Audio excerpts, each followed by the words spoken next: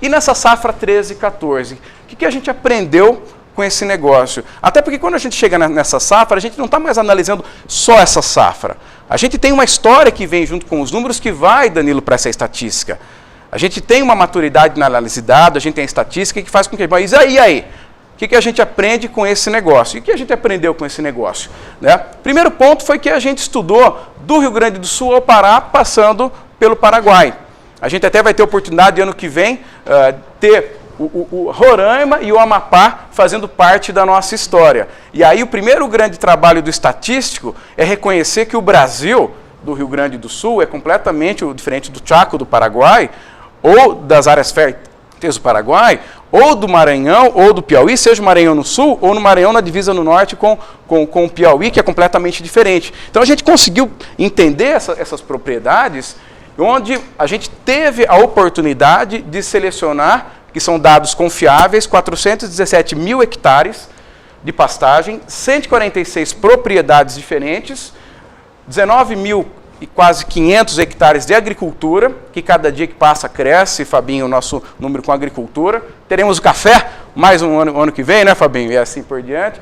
404 mil cabeças, 1,7 milhões de arrobas produzidas, num total de 1.144 pessoas que trabalham nessas fazendas, e um faturamento próximo a 300 milhões. Esse foi o N, não de todas as fazendas que a gente teve acesso aos números, mas aquelas que a gente teve acesso ao número, e o número poderia nos auxiliar nessa história. Então, esse foi o panorama do que foi estudado.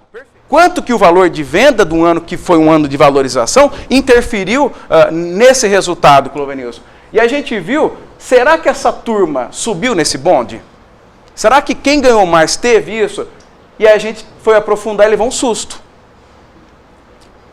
Foi um baita susto, Raquel. Porque quando a gente analisou os valores de venda ponderado das fazendas que mais ganharam, a gente encontrou que a maioria, ou seja, a média das fazendas avaliadas vendeu a 108.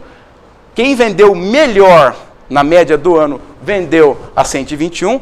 E as 30% fazendas mais rentáveis venderam a 108. Então isso trouxe uma mensagem para nós muito clara, que não é só o valor. Evidente que se o camarada que esteve no 108 vendesse a 121, seria muito melhor, mas o foco dele não foi necessariamente, Fred, no tema ligado ao valor de venda. E aí a gente, bom, tudo bem, mas eu quero entender mais esse negócio, porque a nossa percepção é que agora está tudo fácil, agora está tudo bem, porque agora a arroba subiu. A gente está em paz porque o valor da arroba subiu. E, na verdade, a estatística mostrou assim, que nós não devemos ficar tanto em paz assim, né, Luciano? E aí a gente foi aprofundar. E quando a gente aprofunda comportamento técnico e financeiro, a gente veio à estatística e falou, olha, para começar, vocês têm que analisar o seguinte, Marcos, né?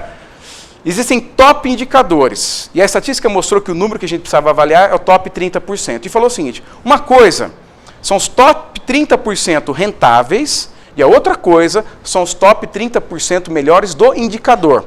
Então, a estatística nos mostrou assim que quais são os 30% melhor lotação? E os 30% que mais ganharam dinheiro, como tinham lotação? Quais foram os top 30% em ganho médio diário? Mas quem ganhou mais dinheiro, quanto foi o ganho médio diário? Então, houve uma configuração entre ser melhor no grupo do indicador e ser melhor no dinheiro. Estou sendo claro, Newton? Então, quando a gente vai analisar esse ponto do top 30, a gente viu que a média que não diz muita coisa, serve para criar os desvios. O ganho médio global de todos os animais na fazenda foi 346 gramas. Confesso que já é um avanço com nossas primeiras análises. Por outro lado, os melhores, quando avaliaram ganho a pasto, obtiveram ganhos aí de 528 gramas. Os melhores do indicador ganho de peso. Mas quando a gente for olhar para quem ganhou mais dinheiro, que na verdade era o produto final da análise estatística, os top rentáveis que a gente chama, tiveram um ganho de 368 gramas global. Então a gente viu que esse indicador passou, são melhores do que a média, porém não são os que mais ganham peso que ganham mais dinheiro, mas são melhores do que a maioria. Quando a gente olhou para a lotação, nós encontramos 1.1, 1.8 e 1.2, ou seja, não foram as fazendas com maior lotação que ganhou, mas as que mais ganharam dinheiro foram melhores do que a grande maioria. Quando a gente for olhar para a produção global de arrobas por hectare, os melhores produziram 8,1 arrobas por hectare. os 30% que mais produziram arrobas por hectare, produziram 15,4 arrobas por hectare. Então a gente vê que, mais uma vez, quem mais ganhou dinheiro não esteve na média, mas também não esteve no top. Quando a gente vai olhar para a mortalidade geral, a mediana, isso é bezerro, animal jovem e animal adulto, teve uma perda de 1,9%. Quem perdeu menos animais perdeu 0,9%. E quem mais ganhou dinheiro perdeu 1,4%. Então esse comportamento foi se repetindo nos principais indicadores de performance da fazenda. Isso foi simplificando a vida do estatístico ou da matemática, onde a gente encontrou aí taxa de desmame, que é o principal indicador reprodutivo, onde a média com 71, os melhores com 79 e os top rentáveis com 74. E mais uma vez se comportou, quer dizer, o camarada não faz parte dos 30% melhores daquele indicador, mas não é fraco naquele negócio. Ele joga o jogo, né? E aí quando a gente olha para dinheiro, a gente percebe que a turma tem gasto em torno de 37,60 cabeça mês. Os clientes da Terra acompanham isso de manhã à tarde e à noite em relação ao desembolso cabeça mês, né? Aí a gente vê que quem gastou menos, que aqui não podemos chamar melhores, mas os menores, os 30% menores, gastaram R$20. Então, assim, como que na mesma atividade um gasta 40, outro gasta 20? Mas quem mais ganhou dinheiro gastou como? Gastou 32. Então, quem mais ganhou dinheiro gastou 50% mais que a média dos menores, mas também conseguiu equilibrar esse tema, Dorival, em relação à despesa. Tem um olhar muito ligado a isso. Quando a gente olha para o desembolso por arroba, que é quanto se gastou para cada arroba produzida, a gente teve uma média de 102, os menores, e aqui a gente chamou de melhor, de 60, e quem mais ganhou dinheiro produziu arroba 77. Imagina, num ano que a gente vendeu arroba a 96, produzia 102. E foi exatamente isso que aconteceu na safra 12/13. A turma produziu, por isso que quase 60% das propriedades consumiram caixa. A arroba mudou, diminuiu o número de pessoas que consomem caixa, mas ainda mantém uma casa de 36% de gente tomando prejuízo. Mas a gente começa a ver que nem sempre produzir arroba mais barata, você tem maior lucro. Lembrando que o lucro que a gente coloca aqui foi a capacidade de geração de caixa por hectare aberto. Porque se a gente está comparando uma área que tem 20% aberto, uma área que tem 80% aberta, naturalmente deve ser considerado dentro dessa variável. Então a gente percebe isso daí.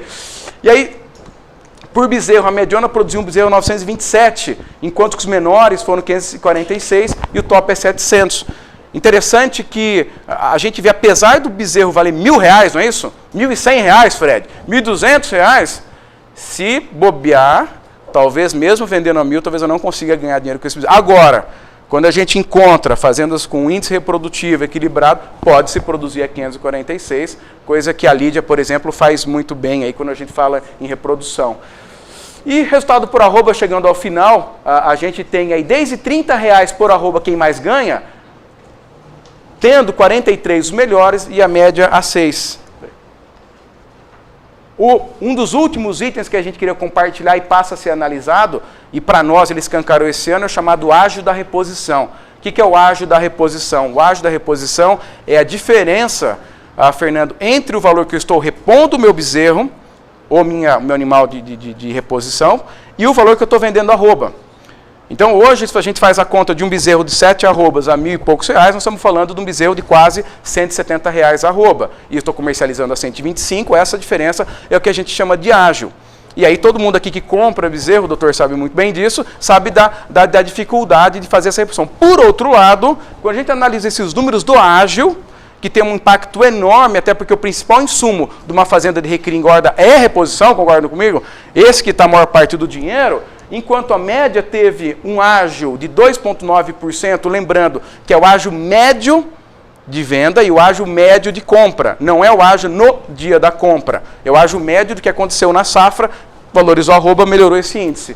E aí os melhores conseguiram comprar, mesmo num ano ruim, com 16% de deságio. 16% de deságio facilita um caminhão para que a gente possa ganhar dinheiro com esse negócio. Porque eu estou comprando o meu principal intuito mais barato do que eu vou vender. E a gente encontrou que os top rentáveis ainda conseguiram 4,7. de deságio, que se preocuparam com isso. E mais uma vez esse comportamento de que os que mais ganharam dinheiro, eles não foram sensacionais individualmente em cada elemento técnico-financeiro, mas eles conseguiram equilibrar o patinho com tal sabedoria que o conjunto do todo fez com que a coisa acontecesse. E aí, por último, a maioria, ou aqui a gente chama de média, ganhou R$ 80 por hectare ano. Um número que ainda nos incomoda muito. Especialmente quando você compara com o café do Fabinho, quando a gente compara com a agricultura bem conduzida e assim por diante. Por outro lado, o que nos anima, Júlio, é que os melhores, que naturalmente esse índice tem que ser igual, ganharam quase R$ 400. E nós estamos falando em 30% da turma. E quando a gente diminui esse nível para 20% dessas 146 fazendas, a gente encontrou que se superou a casa dos R$ 500 por hectare. Então, na mesma safra, onde se tem 36% perdendo dinheiro, existem os 20% superiores que ganharam mais do que R$ 500 por hectare. Então, isso faz com que a gente tenha a convicção plena, mais uma vez, que não é a atividade pecuária, e sim como essa atividade pecuária é conduzida. E aí quando a gente olha para o diferencial competitivo, que ajuda tudo isso a acontecer, a gente vai lá, perfeito. O que a gente tem com essa história do diferencial competitivo? Que o resultado é a diferença entre a receita e a despesa. E aí essa diferença entre receita e despesa numa atividade pecuária é basicamente a produção vezes o valor que eu vendo, concordam? Então, a receita de uma fazenda é o total que eu produzo em arrobas por hectare, vezes o valor que eu vendo. Então, o total que eu produzo interfere diretamente na receita. O valor de venda é um elemento que não está necessariamente ao nosso controle. Em raras exceções, em raras fazendas no estado do Paraná, que você tem grupos estabilizados de venda de carne, onde você consegue ter a venda como diferenciação competitiva, isso não é comum no resto do país. Mas a gente passa a ter outros elementos importantes, que são as despesas operárias e reposição. Então, queria parar um pouco aqui e dizer que ou o diferencial competitivo foi construído para se produzir mais, ou para se operacionalmente gastar muito pouco, ou para repor muito bem. Então, quando a gente olhou para as variáveis que interferiram, Paulinho, no lucro dessa propriedade, foi ou a produção conseguiu equilibrar tantos fatores que a produção foi sensacional, e aí descolou, e eu estou falando que os mais ganharam aí daqueles top 10%, ou esse camarada conseguiu administrar a fazenda com tal eficácia na gestão de custos, sem deixar o pratinho cair naturalmente, e por isso ele teve um resultado. Um teve um resultado porque produziu uma loucura e equilibrou o pratinho. O outro teve um resultado que produziu muito bem, mas conseguiu ser sensacional no custo. E o outro conseguiu ter um resultado sensacional porque manteve a produção e despesa operacional equilibrada, mas a reposição foi algo sensacional, que foi o grande diferencial competitivo.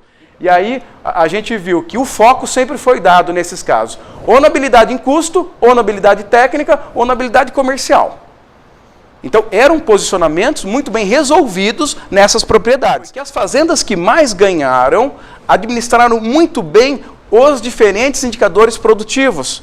E a gente chama de pratinho do circo, sabe? O camarada está rodando o pratinho da lotação, o pratinho do ganho médio diário, o pratinho do custo, o pratinho da reprodução, e assim por diante. Então ele conseguiu administrar e trazer uma harmonia tão grande nos diferentes indicadores de performance, que fez com que esses clientes necessariamente não eram os melhores, exclusivamente não era a melhor lotação, não era o melhor ganho diário, não era o menor custo, mas a gente percebia que estatisticamente eles tinham um posicionamento muito semelhante em relação ao equilíbrio desses fatores. E quando a gente aprofundou um pouco mais, a gente percebeu que essa turma esteve nos mais rentáveis, respeitando a estatística. Mas quando a gente foi para o top mais detalhado ainda, além de rodar muito bem todos os pratinhos da operação, que eu vou poder detalhar um pouco mais, eles conseguiram executar algo extraordinário dentro do diferencial competitivo. Então, além de ter uma fazenda que funciona muito bem, houve algo ligado ao processo comercial que fez com que eles tivessem um grande desempenho. Então, a gente avaliou, os melhores rodam todos os pratinhos, nenhum pratinho cai, Fernando. Mas os sensacionais, além de rodar os pratinhos, conquistaram algo específico que era só dele, e era só dele só nessa safra, Manuel. Não era algo específico, não era um diferencial competitivo da fazenda, era um diferencial competitivo do momento que eles viveram. né?